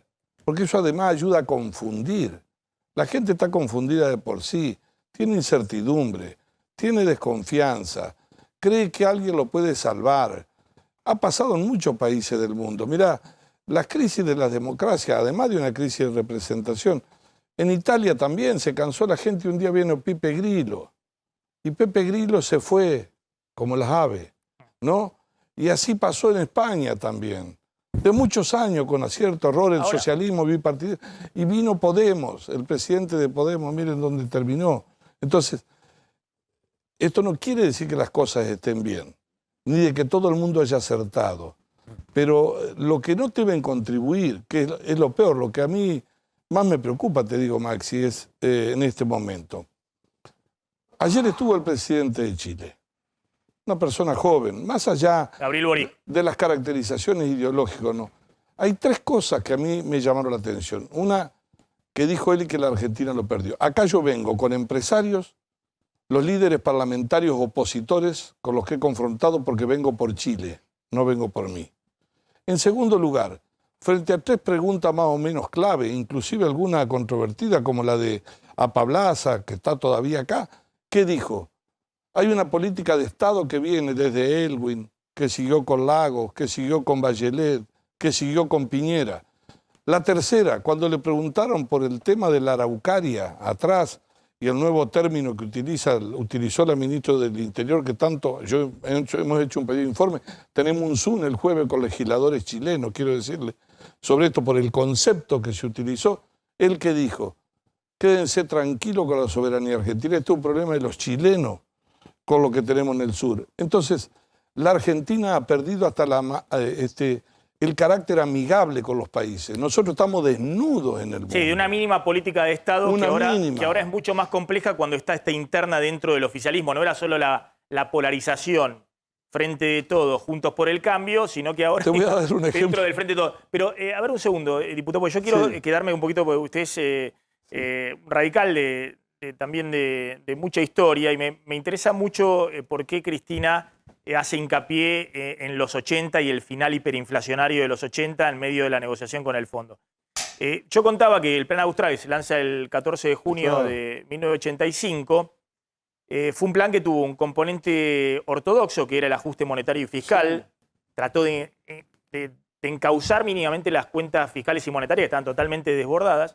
¿Desbordada por qué? Porque la dictadura había dejado un desborde fiscal y monetario terrible y los 2 primeros años de Alfonsín, Grispun había tratado de que hubiese algún tipo de compensación desde el Estado, que era el mandato de la democracia. Alfonsín decía, con la democracia se cura, se come y se vive. Entonces, después de pasado 2 años, menos de 2 años de gestión, Alfonsín, que tenía todos los flancos abiertos, estaba con el juicio de las juntas, el peronismo que no estaba definiendo la renovación o no, digamos, había un peronismo que, parte del sindicalismo que seguía coqueteando con los militares. En medio de todo eso, Alfonsín al año y medio estaba desahuciado desde el punto de vista económico. Intento de golpe de Estado. No, pero desde el punto de vista económico sentía que había fracasado, que ya está, que su gobierno no tenía, con el fracaso de Grispun, la inflación era 25-30% mensual, al inicio del 85. En ese contexto se lanza el Plan Austral, que le da, Alfonsín cuenta a Torre que le dice a Zurruil, vos no te vas a ningún lado, Zurruil quería renunciar, porque vos me salvaste a mí y salvaste la democracia. Porque durante varios meses lo que logra el Plan Austral es desacelerar efectivamente la inflación del 30% mensual. Yo conté acá, en el libro se dice que en julio le llega el registro de inflación, un mes después de lanzado el Plan Austral, de 6,2%, y Machinea y Zurruil lloran, pero lloran de alegría de que se había desacelerado la inflación del 30 mensual al 6%.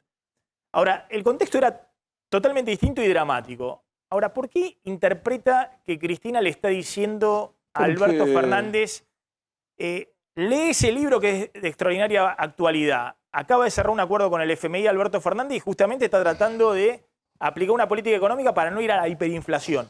Pero usted interpreta que Cristina le está diciendo, mirá, con lo que vos estás haciendo estás repitiendo la historia de Alfonsín. No sé, ustedes tienen un montón de interpretaciones, pero digo, abierto. Pero fuerte. Sí, es fuerte. Es fuerte porque los más jóvenes por ahí no conocen. Viniendo del lado de Cristina, que habla poco, pero lastima mucho, yo creo que lo hizo a la inversa, creyendo que porque fueron al acuerdo con el fondo, el gobierno se caía. En realidad yo creo que tuvo dos momentos, puede haber muchísimo más, de ese momento que lo rescatan a un presidente, digo Alfonsín porque fue él, pero podría ser otro, que fueron dos cosas que se dio cuenta, después uno determinará el momento, si había que hacerlo o no había que hacerlo. Una fue su capacidad de advertir que había que estabilizar la economía, cambiar de una idea con la que uno venía, de la que salía. Que había que pagar costos políticos. Que había que pagar. Yo era dirigente de la Juventud Radical y vine a los 100 días a festejar y me fui con economía de guerra. Claro, y me quedé. El 26 de abril del 85 todavía no se conocía que iban a lanzar el Plan Austral, porque los militantes radicales en la Plaza de Mayo van a... Era lo natural, ¿no? Habíamos recuperado la vida, a festejar el juicio a la Junta, el apoyo a Alfonsín y demás. Y Alfonsín de la nada sale con que estamos en una economía de guerra. Bueno, claro, veía los números que le pasaban, la aceleración inflacionaria y venían preparando el Plan Austral. Una advertencia. Y la segunda, que creo que sí, porque una de las cosas que le pasa al gobierno hoy, yo creo que no tiene termómetro de lo que pasa socialmente, no tiene dimensión de lo que está dormido abajo, de la crisis, de la fatiga. Y el otro no tiene GPS, es decir, no tiene rumbo. Y Alfonsín, el segundo hito fue Parque Norte. ¿Por qué? Porque vio cómo a la Argentina la metía en el desarrollo del mundo. ¿Qué era el sentido de la solidaridad con modernización del Estado? ¿No? Había que producir un giro. Y después viene la historia. ¿Quién lo comprendió? ¿Quién no lo comprendió? Adentro, afuera. Por eso, cuando uno tira 40 años para atrás, así por la ventana en un minuto para jugar a la interna, es una falta de respeto a la memoria y a la historia y a los hechos. Hay un punto que Cristina me parece que también hace referencia porque es un punto del kirchnerismo que le suelen... Bueno, si yo pensara bien, le habría dicho... Que le suelen recriminar a Alfonsín, que no enfrentó al FMI, al establishment económico local e internacional, y que por eso terminó como terminó. Bueno, pero... Trató de transar con el poder económico de turno, te voy a contar... con el plan de estabilización, y terminó como terminó. Mira, te voy a cambiar el espíritu de tu programa. Te voy a contar una cosa que me sucedió. Yo estaba en Alemania acompañando a Alfonsín y caminé con Alan García, que estaba justo en un congreso internacional. Y Alan García, que se suicidó, me dice, yo era muy joven, tenía 40 y pico de años. Qué pavada, ¿no? Cuando yo iba a Argentina y me decía, queremos un presidente como Alan García, que no pague la deuda externa. ¿Te acordás? Eso lo vivió Alfonsín también, ¿no? Entonces, digo, hay que ubicar los contextos. Le reclamaban eso y decían no le pague al FMI, iban a la calle. Los mismos que después te decían que vos eras el autor del olvido y el perdón y prometían la autoamnistía. Entonces yo no lo condeno, lo que digo es que la historia es el resultado de los hechos, no de lo que uno quiere contar. Entonces, a una persona que ha sido presidenta de la nación, que es vicepresidenta, que construyó el poder, que quiera simplificar la historia, es tremendo. Lo que sucedió a los 40 años de Malvinas es otro tic que tiene que ver con esto. Desde que se recuperó la democracia, nunca había ocurrido 2 gobiernos, 2 actos. Y meter en el medio de la interna del poder es una bofetada moral a la memoria. Negri, ¿Por qué eso? A ver, yo tengo una pregunta respecto a la trastienda un poco del poder. Sí. Obviamente usted habla con Carrió, habla con... Ahora hace bastante que no hablo. Con Massa, Sí. habla con todos los dirigentes políticos. Con lo único que no tenemos contacto, te voy a decir por tu experiencia, en tus años de programa, que la oposición, por lo menos, bueno, yo no soy una persona muy importante, seguramente, pero en el Parlamento tengo responsabilidades. Este es el primer gobierno que aún, confrontando duramente, no existe ningún nivel de diálogo en el Parlamento con la oposición. No existe. Está aislado. La última vez que nos íbamos a ver... No, es el presidente institucional. Sí, pero es el presidente institucional de la Cámara. ¿Cómo voy a negar ese diálogo? Pero con Máximo Kirchner no hablaban hasta que era... Hablábamos por las sesiones. ¿Hablaban? Por las Hablaban con Máximo sesiones. Kirchner. Yo me tocaba hablar, sí, Bueno, por las a ver, sesiones. a lo que voy es... ¿Pero dónde es que no hay diálogo? un grupo... No, quiero ¿Con el decir... gobierno, con los ministros? No te estoy haciendo un tema central. Quiero decirte que todo gobierno, y más con dificultades, tiene alguien con un grado de autoridad que tiene un lazo y tiene un contacto. Bueno, hablan con... Perdón, todos lo conocen a Alberto Fernández. Lo conocen, pero de años y años de haber hablado. Algunos de los radicales Yo han no. formado parte de la transversalidad en el 2007. Sí, no, en yo el no, gobierno, yo me quedé- no en el caso de Negri. Pero, a ver, a lo que voy es a lo siguiente. Hay un sector de la oposición que está muy preocupado por la gobernabilidad. Sí. Obviamente quiere ser gobierno en el 2023, Y yo estoy los preocupado. radicales tienen candidato, Larreta es candidato, hay candidatos por fuera de Juntos por el Cambio, pero hay un sector que está preocupado por la gobernabilidad. Sí. Y la pregunta va a esto. En la interna, desde el propio oficialismo envían 2 mensajes, que lo dijeron Larroque y Berni con todas las palabras. El presidente está desconectado de la realidad y gobierna con 5 amigos.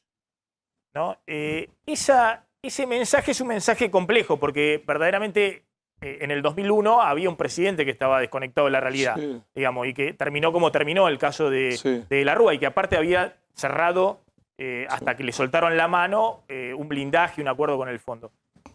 ¿Usted cree que hay en un sector del oficialismo la idea de que el presidente no pueda completar normalmente su mandato? Puedo equivocarme, pero ahí no puedo alcanzar a robarte tu lugar, porque el de analista es el tuyo, pero hay una mezcla ahí de cinismo, de hipocresía y de irresponsabilidad.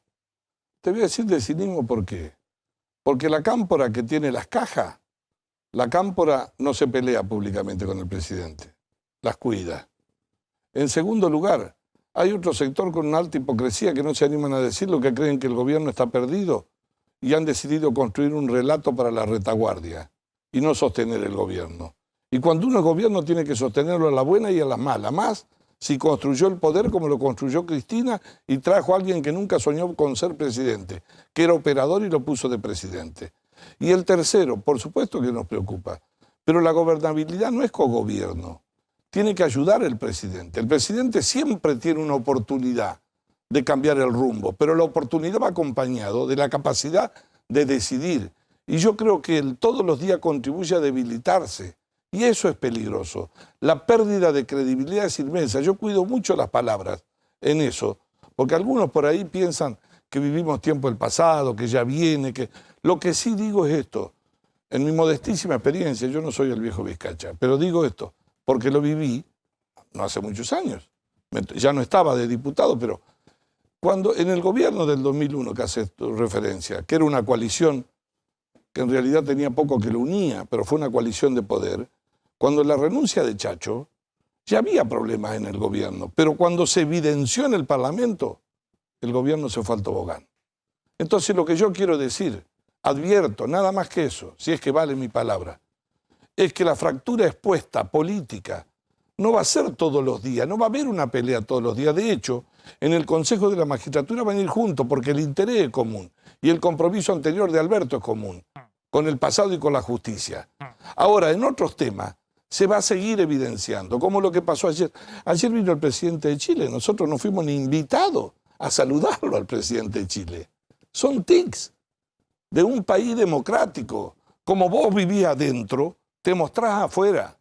Si vos sos tolerante adentro y dialogás adentro, te mostrás afuera. Ahí estamos con Sheila Vilcar tratando de interpretar un poco cuál es la lógica en este momento de Cristina y Máximo Kirchner. Evidentemente ellos evalúan que la situación se va a agravar en lo económico y en lo social y por eso, bueno, se despegan. Pero uno no tiende a pensar que para Cristina y Máximo Kirchner la fórmula cuanto peor mejor pueda funcionar, porque la verdad que después es muy difícil. Si este gobierno termina de fracasar estrepitosamente, es muy difícil que ellos se puedan despegar políticamente. Ahora te voy a preguntar eso, Sheila. Pero hay... eso ni en el gobierno ni en la oposición. ¿Hay Juntos por el Cambio algunos que pensaban eso? Esa idea... Cuanto mejor que esto se sincere, que si hay que ir a la hiperinflación, que se vaya a la hiperinflación y después de la tierra arrasada se puede hacer un plan de estabilización como hizo Menem en su momento después del final de Alfonsín. No pongo nombre, pero hay pensamientos diversos. Yo pienso que en algún momento hubo tentación de pensar, bueno, hermano, esto quisieron venir, si se caen, que se caigan, no sé. Pero no quiero señalar con el dedo, pero me parece que hoy el problema nuestro es que acá nos faltan 3 meses para votar, falta 1 año y medio. Y hay que gobernar. Y hay fatiga social. Entonces yo creo que lo mejor que podemos hacer nosotros como opositores, no me van a hacer caso seguramente, además de pensar en ser presidente, que me parece que es lógico pensarlo, es donde ordeno... ¿Pero quién no le va a hacer caso? ¿Es el presidente del bloque del radicalismo? No, digo presidente de los candidatos de Juntos por el Cambio. ¿Larreta quién más? No, hay muchos, hay como 5, hay un ramillete, todos los días. Mira, a la medida que se ve que si un gobierno se va desgastando, en la oposición aparecen muchos candidatos. No estoy diciendo si eso es bueno o es malo, digo que aparecen. Ahora, me gusta este momento de Negri, está como Carrió Negri, digamos, que cuenta las cosas, que no tiene compromiso, digamos, cuenta lo que está sucediendo en la dinámica de la política. No, tengo mucho compromiso. Lo que sucede, ¿sabes qué? No tiene compromiso, digamos, no está pensando en si va a agarrar un cargo más o un cargo menos en el 2023. Te voy a cambiar el espíritu del programa. Dice que cuando uno es chico, las distancias son largas. 1 cuadra te parece larguísima. Cuando vos ya tenés 50 años, se acortan las distancias, pero ganás en libertad. Decís lo que pensás. Yo no especulo en eso. Y lo que creo es que pondría la energía en ayudar a eso que vos analizabas con ella recién. ¿Y qué pasa? Del enojo con la política en general. No importa con quién más enojo, de lo que puede pasar en el sistema. Entonces, yo tengo que buscar a la gente como oposición, decirle que hay una posibilidad cierta, que aprendí de los errores, que pueda volver a confiar, pero sin mediatizar, sin inventar cosas que son imposibles, porque va a venir un tiempo de democracia y verdad. Y, por supuesto, construir un programa, porque los márgenes para el error se han achicado enormemente, porque no va a haber tiempo con el 40% de pobreza. Del 40% de pobreza, vos que siempre pasás número, el 50% está en el conurbano. Hay 10 Argentinas ahí que tenemos nosotros, cargadas de insatisfacción. La presión tributaria, estas leyes como la que te van a inventar ahora. Y aparte un poco lo que decía Sheila recién, ojo que tanto el Frente de Todos como Juntos por el Cambio ya gobernaron y la paciencia de la sociedad te suben el pulgar así, te lo bajan rápidamente. No tengo ninguna duda. Alberto Fernández, 2 años antes habían ganado la elección. 2 años después le bajaron totalmente. Yo para la oposición... ¿Cuánto tiempo le dan a un gobierno si llega Juntos por el Cambio después del 2023? Mucho menos de lo que tuvo antes, seguro. Pero te voy a decir algo. Si pudiera darte una receta, diría esto. Las elecciones de medio término son como un perfume malo. Es muy intenso y dura poco tiempo. La memoria de la gente va por los problemas que tiene pendiente. Entonces muchos creen que ganando la parlamentaria yo me compré el futuro. No, lo que ganaste es un pedazo de confianza que habías perdido antes. Ahora, es una confianza que está ahí. Bueno, es lo que le pasó a Macri, que ganó el 2017, ¿no? 3 meses después estaba en una crisis que fue un tobogán sin Yo fui, final. yo fui el que dije en Olivo en aquel momento que estábamos en boxe y que había que ser un servi, porque se iban a vencer los kilómetros y que había que dar un salto cualitativo. No se hizo. Ahora vuelvo con Negri. Y Gira, esto que decíamos, ¿vos ves la posibilidad de que si efectivamente le va mal a Alberto Fernández, es decir, si no logra levantar en términos de los indicadores, Cristina o Máximo Kirchner o la Cámpora puedan despegarse de ese fracaso? Bueno, es un poco lo que veníamos hablando, el intento de preservación identitaria. Hoy yo creo que es la apuesta principal. Un espacio político sobre todo es una idea, la transmisión de una idea, ¿no? De un lugar, de un posicionamiento. Por lo menos en tu núcleo duro, en tu votante más fiel. Sí, en tu votante más fiel y en ese segundo anillo que, bueno, por ahí un poco menos ideológico, mira las opciones que se presentan. Digo, recién hablaban de cuánto duran los cheques de confianza que da la ciudadanía. Bueno, cada vez duran menos y me parece que eso también tiene que ver con algo que decía Negri, que es hay fatiga. Y me parece que yo creo que la política en parte, o sea, la clase política en parte es consciente de esto, pero al mismo tiempo está atrapada. O sea, digo, yo te diría, no siempre los planes salen como se quiere. Ser consciente de un problema no quiere decir poder enfrentarlo. Entonces me da la impresión que las disputas por los liderazgos, las disputas identitarias, por quién ordena la oposición o en el caso del oficialismo, cuál es la línea de gobierno a seguir, bueno, se come el día a día y se sobreimpone sobre esto que me parece que toda la clase política hoy tiene conciencia, que es la poca paciencia, el rechazo sobre una dinámica de funcionamiento que, bueno, que te explica también esos emergentes más estrafalarios que hoy tiene la Argentina, ¿no? Ahora voy a volver y voy a también volver con el tema de los radicales, porque cuando a Alfonsín se le desmadra la situación económica después del Plan Primavera, que se lanza en el 87 tratando de reflotar lo que había quedado del Plan Austral, en la campaña del 89 va Angelos, que era gobernador de Córdoba, y hace campaña justamente con el lápiz rojo, enfocándole a Zurruil. Es más, con las declaraciones, creo que después de una declaración terrible al ministro de Economía, dice, le di entre ceja y ceja a Zurruil. Después te voy a preguntar, porque ahora le están dando, de un sector del gobierno, están dándole entre ceja y ceja al ministro de Economía de Alberto Fernández, a Martín Guzmán. Si esa lógica se sostiene para construir algo, o si lo que hace es terminar de agravar la crisis, porque termina de mellar la credibilidad del que está al frente del Ministerio de Economía. Dame los datos, escuchen esto, lo que está pasando en abril con las remarcaciones de precios de alimentos. Claro, atención con esto, ¿por qué? Porque el gobierno está terminando una negociación con las principales empresas fabricantes de alimentos por precios cuidados, por la nueva canasta en autoservicios de barrio. Bueno, el límite es pasado mañana. Ahora, ¿qué está pasando? Que mientras está cerrando esta negociación, las empresas, tal cual viene ocurriendo en los meses anteriores, remarcan antes del cierre justamente del acuerdo por precios cuidados. Fíjense estos aumentos de las últimas horas, en lácteos, todos alimentos, en lácteos, promedio de aumento de entre 8 a 10%. Hablamos de quesos, de leche fluida, yogures, justo en un momento donde el gobierno quiere incluir más lácteos en precios cuidados. En fiambres, 8% de aumento. En fideos, en realidad también en el resto de los farináceos, pero fideos en particular, distintas marcas, distintas calidades, 7% promedio de aumento. En aceites, que viene de tener 3 aumentos durante marzo, aceites por el conflicto en Ucrania, aumentos entre 4 y 5%, el arroz el 4%, otros productos, digamos, con menor importancia en la canasta esencial, pero que tienen aumentos, fíjese, entre 12 a 19%, aderezos, sopas, por una cuestión estacional, porque ahora la gente empieza a comprar sopa, pero acá la clave que hay que entender es, el gobierno... Que la semana pasada Feletti dijo cuando le dijeron los índices inflacionarios, dijo no hago milagro. Y claro, y Pero- empieza abril, pero ahora cierra marzo alrededor del 6%. Pero Empieza ahora abril ofreció 4 con más o verduras menos. y una fruta. Ahora ofreció 4 verduras y una fruta.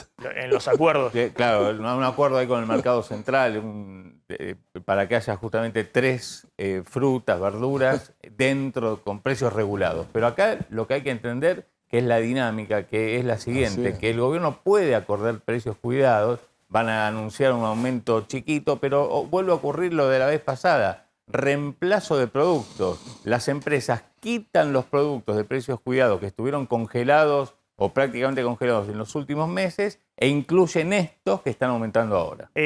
Contame, Candelaria, ahora vamos a hablar un poquito del dólar y por qué el gobierno tiene una oportunidad ahora estos 3-4 meses de súper oferta de dólares. Nunca ingresaron tanto dólares a la Argentina como este primer trimestre de 2022. Ahora van a ver los números. Y eso le da tranquilidad al gobierno desde el punto de vista del frente más importante en la coyuntura, que es el frente cambiario. Pero esto hacia fines de julio, agosto se termina. Si vos no ordenaste la interna, mínimamente la economía, el acuerdo con el fondo, bueno, vas a tener mucho más problemas. Por eso hay que tratar de aprovechar esta oportunidad, no usarla como terreno de batalla para complicar todavía más las cosas. Contame, Candelaria, qué está pasando con el tema de la interna, lo que dijo el ministro de Hábitat, Ferraresi. Bueno, viste, Maxi, que desde el gobierno están tratando de bajarle un poco los decibeles a la interna, pero cada tanto aparece alguien del entorno más cercano, Alberto Fernández, diciendo que esto es un hecho y se reconoce. Ferraresi hizo declaraciones y dijo, sí, tenemos diferencias, no podemos tapar el sol con la mano, no podemos negar que existen estas diferencias y de todas maneras lo que dijo es nosotros tenemos que levantar un poco el ánimo porque aseguró que en el frente de todos lo que hay es cierto ánimo derrotista de cara al 2023. Lo escuchamos. Uno que está en un lugar siempre quiere ganar. Digo, yo cuando era intendente quería ganar la elección de intendente, los gobernadores quieren ganar su elección y los presidentes quieren ganar su elección, así que por lo tanto me parece bien, pero bueno, para eso también hay que darle una musculatura política para que eso suceda, digo, y también digo, venimos con dificultades, digo, del frente interno que están digo, y ya no se pueden tapar el sol con la mano, es imposible, entonces también digo, tenemos que buscar el recorrido de cómo relanzamos este frente de todos y cómo generamos este posicionamiento político para esto, para volver a tener en 2023 un presidente que represente al pueblo y bueno, que lleve a la Argentina para el lugar que hay que llevarla. Así se mostró Ferraresi, hizo estas declaraciones radiales, Maxi, en las que defendió mucho la gestión del presidente y sobre todo dijo como que hay que dar vuelta a la página y que el frente de todos tiene que mirar para adelante, sobreponerse a estas diferencias que reconoce y mirar con optimismo el 2023. Está difícil la situación allí. Decía recién Negri que, ojo que cuando la disputa interna dentro de un gobierno se traslada al Congreso, esa es una señal todavía más complicada y demás. El oficialismo, el propio presidente Sergio Massa, tenían una serie de proyectos que tengo entendido que en su momento el propio Máximo Kirchner cajoneó. La ley de promoción de agroindustria, electromovilidad e impulso de la industria automotriz. Bueno, hay toda una discusión sobre la ley de hidrocarburos. Ahora hay una agenda propia. Pablo, decime rápidamente, y quiero ir a Negri, sí, del kirchnerismo que quiere retomar una agenda en el Congreso. A ver, tenés dos planos de conflicto en el frente de todos. Uno tiene que ver con esto que estás diciendo, el cajoneo de las leyes que presenta el Poder Ejecutivo, que había convocado extraordinarias en febrero, nunca se convocó a esas sesiones formalmente, nunca se debatieron los temas que propuso el Ejecutivo. Finalmente, no hubo sesiones en diputados más allá de la ley del acuerdo con el Fondo Monetario Internacional. Pero paralelamente, el kirchnerismo empezó a instalar otra agenda que tiene que ver con la agenda clásica del kirchnerismo cuando estaba en el poder, incluso cuando estaba en la oposición. Hay 4 proyectos básicamente que tienen estado parlamentario hoy que tienen que ver más con la agenda de Cristina que con la agenda de Alberto Fernández. El primero de esos proyectos es este famoso impuesto a los fugadores que anticipamos la semana pasada acá que lo iban a presentar, que tiene que ver con la posibilidad de cobrarle una multa a aquellos que tienen bienes no declarados en el exterior y hacerles pagar un impuesto del 20% como multa, como sanción, y que ese fondo sea usado para pagarle al Fondo Monetario Internacional. Ese tema ya tiene estado parlamentario y va a ser debatido en comisión esta misma semana. Pero hay más proyectos. Otro tiene que ver con uno que presentó el diputado Leopoldo Moró, que es volver a la idea de las retenciones móviles. ¿Te acordás, no? Las 125 eran las retenciones móviles. Si sube el precio de la soja, se aumentan más las retenciones. El fútbol para todos, un proyecto de Oscar Parrilli, que pide básicamente que algunos partidos puedan ser televisados por televisión abierta. Al menos démosle una pequeña alegría a la gente, dijo Parrilli. Al menos démosle una pequeña alegría a la gente. Esto lo había presentado el año pasado. Entre estos partidos, por supuesto, la vieja fórmula, si no hay pan, que haya circo. Sí, entre estos partidos, por supuesto, estaría incluido el principal partido de la fecha. Y por último, la reforma judicial, que si bien es un pedido de la Corte Suprema en el caso del Consejo de la Magistratura, sí es un tema que el kirchnerismo viene poniéndole fuerza y que de hecho lo metió en la agenda en el Senado y se debatiría esto mañana, la reforma del Consejo de la Magistratura, tal como la quiere el kirchnerismo y no como la quiere la oposición con presencia de la Corte Suprema en el Consejo de la Magistratura. 4 proyectos que tienen que ver con la agenda de Cristina y no con la agenda de Hay una diferencia sustancial hoy que la transmitió el ministro del Interior, que obviamente no sabe nada del tema, pero dio toda una señal, que es cómo se encara la lucha contra la inflación. Cuando Guado de Pedro insiste, digamos, que tiene que haber toda una política de controles y que los salarios no pueden perder frente a la inflación, y dice textualmente, hay una diferencia interna, como la hubo en la discusión con el FMI, respecto a cómo se encara el proceso inflacionario en la Argentina, cómo se enfrenta ese proceso. Ahora va a contar Slotnick el tema de la discusión en la Secretaría de Comercio con Feletti. Ahora, diputado Negri, hay una discusión también que incipiente en el Congreso, donde esta división, que obviamente se hizo patente en la votación por el acuerdo con el fondo, que el gobierno logró gracias al apoyo de Juntos por el Cambio, pero hay, si se quiere, ahí también una incipiente posibilidad de fractura o no en el Congreso. Yo creo que eso va a estar latente siempre. Esta agenda, la que había hecho Pablo, ¿no? Sí, recién, salvo un tema del Canal Volver. Ya pasó todo eso, fútbol para todos, es el Canal Volver. No tiene nada de novedoso. Segundo lugar, yo creo que hay una agenda que tiene que ver con urgencia de la gente, que no digo que resuelvan, pero mitiguen parte de lo que bien señalaba ella, que yo coincido, de cómo está desahuciada la gente. Fracasó la ley de alquileres que se terminó de aprobar en el 2020. Hoy comienza la comisión a las 3 de la tarde, eso fue un pedido nuestro. Hay 30 días hábiles. Por primera vez he visto propietarios o inquilinos, ninguno estaba contento, afectados todos, enormemente los inquilinos, y espero que podamos llegar a un dictamen en 30 días rápido que dé una señal y una respuesta a algo que se ha hecho agobiable. No le alcanza, lo sabes vos mejor que nadie, no hay forma de pagar eso, que tiene muchos puntos. Uno será acortar el término de los 3 años a los 2 años, el otro el índice con lo que se actualizaba, lo que había que pagar por todo el monto del contrato y una serie de cosas. Segundo lugar, hay temas vinculados a eso. El tema vinculado a lo agroindustrial, obviamente que nosotros estábamos de acuerdo en considerarlo. Y tiene que ver con una ley que participaron muchos sectores, inclusive Culfa trabajó ahí también. Y no tengo problema en decirlo. Yo personalmente tengo una visión por lo que significan los sectores productivos, el autopartismo y un montón de situaciones. Pero obviamente que había estado frenada. No sé exactamente cómo fue la interna, pero estuvo frenada. No vino. En tercer lugar, están dando vuelta con un proyecto, seguramente no sé si se presentará, de hidrocarburos, que no sé en qué va a terminar de consistir. Hay una interna fuerte también. Pero por lo pronto no solo hay una interna. Si hoy lo informarás vos, lo estarás viendo. Yo tengo el fin de semana, tenemos nosotros reuniones, no hay gasoil, se cortan en cualquier momento, nuevo nivel de tensión, los productores a la calle, cortes en la ruta, y esto viene a cuenta de los números que va a mostrar vos ahora, con lo que se va a ver en una alza del gobierno, seguramente como pasó este año cuando no lo esperaba.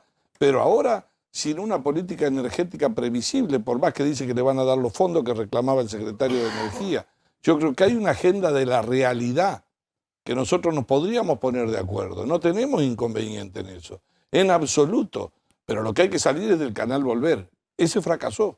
Y la última pregunta tiene que ver con lo que sucedió, y yo lo dije cuando se aprobó el acuerdo con el fondo. Al Juntos por el Cambio darle los votos al gobierno para aprobar eso, si bien se despegó diciendo bueno, que votaban una autorización, pero no el programa económico, lo cual es lógico, digamos, porque la oposición no vota el programa económico de un gobierno, pero quedó claro, digamos, que obviamente el principal damnificado, perjudicado, si la situación económica no se encausa, van a ser todos los argentinos, pero desde el punto de vista político va a ser el gobierno, pero también probablemente Juntos por el Cambio. Y en cambio aquellas fuerzas políticas que dijeron, sacaron las manos de eso, estoy hablando de Milei y Espert de un lado y la izquierda del otro, tengan camino para crecer si efectivamente la situación económica no se encausa, me equivoco. No hay ahí un costo político que probablemente pague, obviamente, principalmente el Frente de Todos. Como decía Max Weber, ¿no? Hay una ética de la responsabilidad y una ética de las convicciones. No es que uno traicione las convicciones. Lo que yo tengo que salvar es de lo que venía más rápido, no especular con la elección. La elección no sé qué va a pasar, pero que ahora lo que había era suicidio, no tengo ninguna duda, y que nos íbamos al abismo, no tengo ninguna duda. Y lo vivimos eso, y eso había que evitarlo. Y por otro lado, pegados no vamos a quedar pegados. El ministro nos tuvo 15 días sentado en una esquina para contarnos qué iba a hacer con el fondo y no nos recibió nunca. En segundo lugar, creía que éramos ingenuos y que nosotros íbamos a votar un artículo 2 donde quería que le ratifiquen lo de él. Y en tercer lugar, el acuerdo del fondo que hace el gobierno es el plan del gobierno. Lo acordó, lo discutió el gobierno, no lo mostró nunca y lo llevó un día. Así que no. Negri, gracias, muy amable por haber estado acá. Un gusto haber estado con ustedes. Gracias. ¿Qué está pasando con el dólar blue?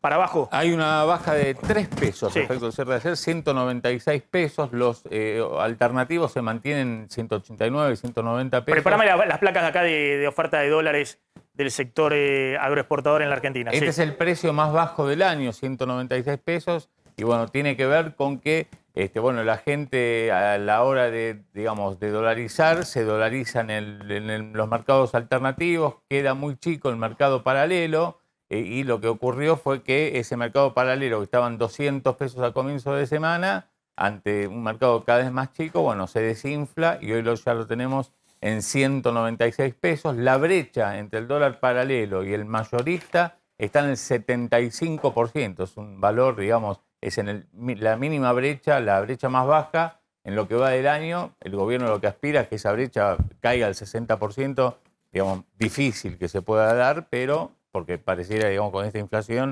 un dólar de 190 el gobierno tiene esta pesos, ventana. Mañana vamos a hablar de la dolarización. Hoy lo que les quiero contar es la oferta de dólares que hay del sector agroexportador. Los últimos números que dio Ciara son dos gráficos que muestran claramente cómo ha habido también en el primer trimestre ingreso récord de dólares. Y eso es lo que le genera al gobierno esta ventana de estabilidad desde el punto de vista cambiario. Vos estabilizaste la brecha, la inflación se está comiendo al dólar libre. Tengan en cuenta que este dólar de 196 es el mismo dólar que había o que llegó a tocar en octubre de 2020, que tocó 195 el dólar blue.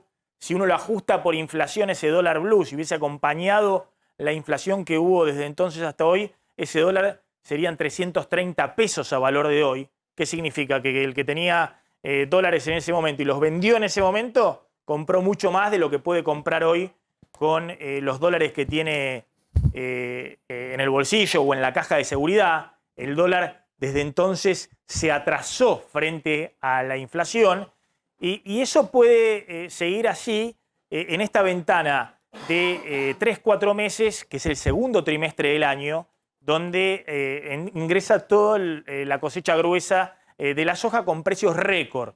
Ya estamos viendo, fíjense, esto es el ingreso de dólares primeros 3 meses del año, ya estamos viendo esos precios récord. Ingresaron, liquidaron el sector sojero, el sector cerealero, 7.900 millones de dólares los primeros 3 meses del año. Nunca, desde que se hace esta serie de Ciara del 2003, ingresaron tantos dólares a la Argentina. El año anterior récord había sido el año pasado, el primer trimestre del año pasado.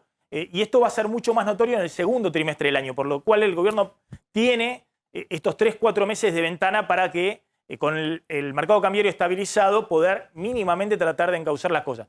Si en el medio se pelean, el segundo gráfico rápido, bueno, lo que le va a pasar es que esos dólares van a ingresar por la cuenta comercial y el Banco Central no va a poder acumularlo en la reserva, y ese sería el peor escenario para el segundo semestre, si el Banco Central ve pasar esos dólares como los vio en buena medida pasar el año pasado. Fíjense, los 3 primeros meses del año ingresaron 7.900 millones de dólares a la cuenta comercial, el Banco Central no acumuló un solo dólar, menos 43. ¿Por qué? Porque abrió un poquito más el grifo de las importaciones, porque se pagaron deuda, porque hubo algunos pagos, deuda pública y deuda privada, y porque hay un cepo donde hay cero confianza. Todos los dólares que ingresan por la cuenta comercial se van por la cuenta capital. El año pasado, en la primera parte del año, el gobierno había acumulado, cerrando fuerte el cepo, había acumulado 2.200 millones de dólares ya en el primer trimestre. Ahora te ingresaron récord, no acumulaste nada. Entonces, hoy tiene una meta de acumulación de reservas con el FMI que lo obliga a acumular reservas 5.000 millones este año. Ahora, eso se va a ver ahora en el segundo trimestre del año. Si pasado el segundo trimestre el gobierno no organiza mínimamente el programa económico y la interna política, todo va a complicarse en la segunda parte del año cuando es la temporada baja de ingreso de dólares a la Argentina. Por eso, hoy la estabilidad cambiaria que estaba contando recién Claudio Zlotnik. Tanda y ya volvemos.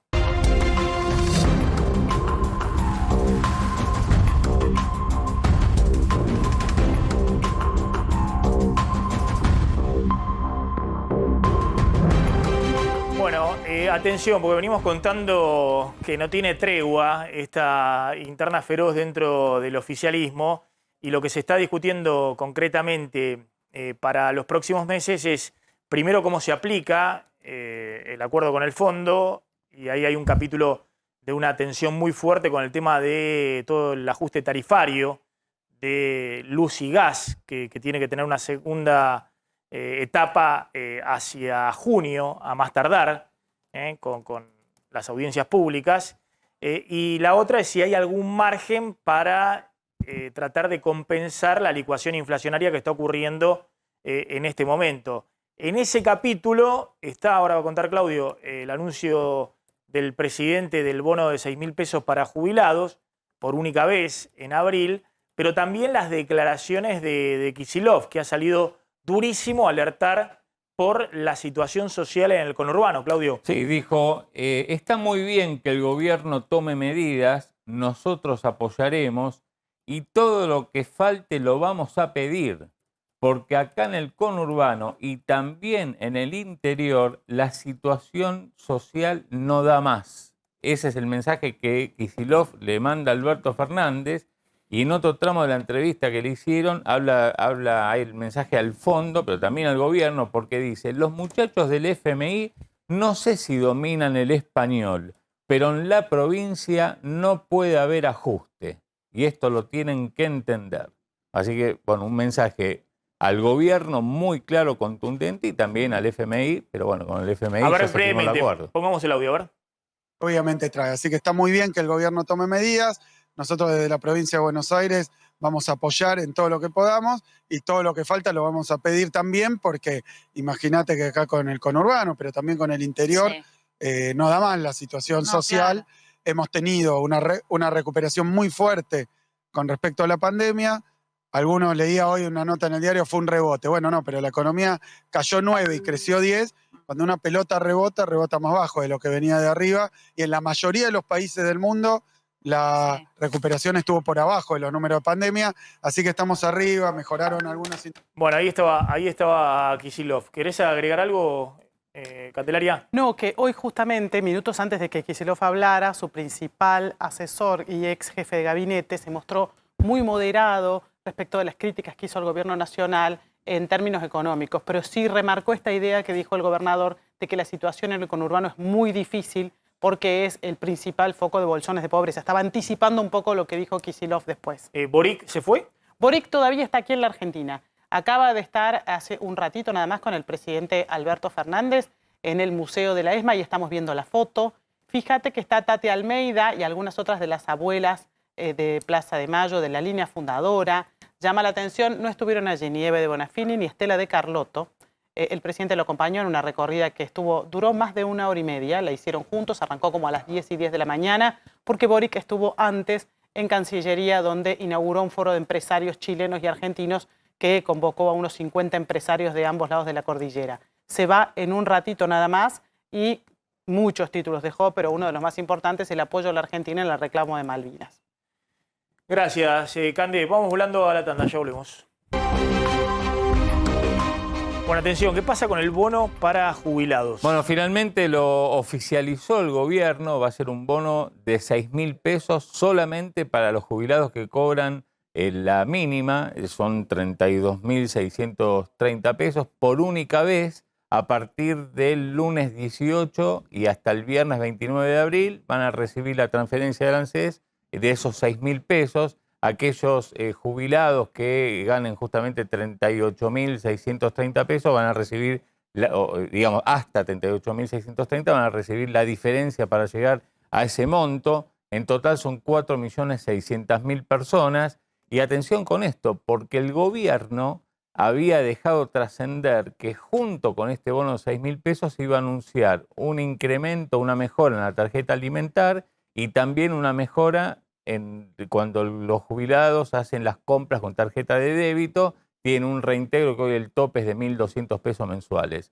Guzmán, que ayer estuvo en la reunión con Raberta del ANSES y con el presidente, es de la idea de mantener controlado el gasto público lo máximo que se pueda, que en todo caso habrá que ir viendo, él dice semana a semana cómo viene la recaudación, porque hay que rendir cuentas ante el FMI para ver si en algún momento se puede cumplir con esto que estaba bajo evaluación del gobierno y que también iba a formar parte del anuncio. O sea, demora el aumento de la tarjeta alimentar. Claro, que está desde hace un año en 6.000 pesos, 6.000 hasta 12.000 pesos, dependiendo cuántos hijos tiene la beneficiaria, pero digamos, iba a formar parte del anuncio, se sacó a último momento porque Guzmán lo que pide es denme tiempo, vayamos de a poco, vayamos mirando. Lo que pasa es que paralelamente lo que estamos viendo, por ejemplo, de Kicillof, es una fuerte presión política para que el gobierno vaya tomando medidas. La situación social en el conurbano nada más. Y bueno, entonces ahí está la pulseada y me parece que con esto que estamos contando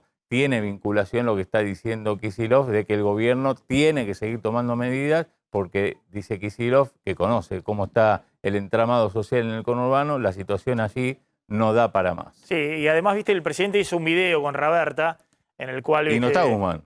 Claro, ¿no? Y ayer la reunión fue con Guzmán. Claro, y además, claro, el presidente hace ese video, pero se da cuenta también que el bono por única vez de 6.000 pesos no termina compensando nada, y es el problema que tenés. El gobierno esperaba ya que este año la movilidad previsional ajustada por salario y por recaudación previsional de la segunda parte del año pasado pudiera recomponer ingresos para jubilados, y eso no está sucediendo. Nosotros contamos, han quedado muy abajo las jubilaciones, y ni qué decir respecto a la canasta de alimentos. Ahí lo que quiere mostrar el gobierno es que cuando cierren los números del primer trimestre, por este bono, digamos, puedan demostrar que los jubilados de la mínima pudieron ganar la inflación. Pudieron recuperar algo ese mes. Claro, en este mes. Gracias, Claudio. Nos vamos, se quedan con Roberto Funes y con Mariana Contartes y nosotros nos reencontramos como siempre mañana. Chao, pasen bien.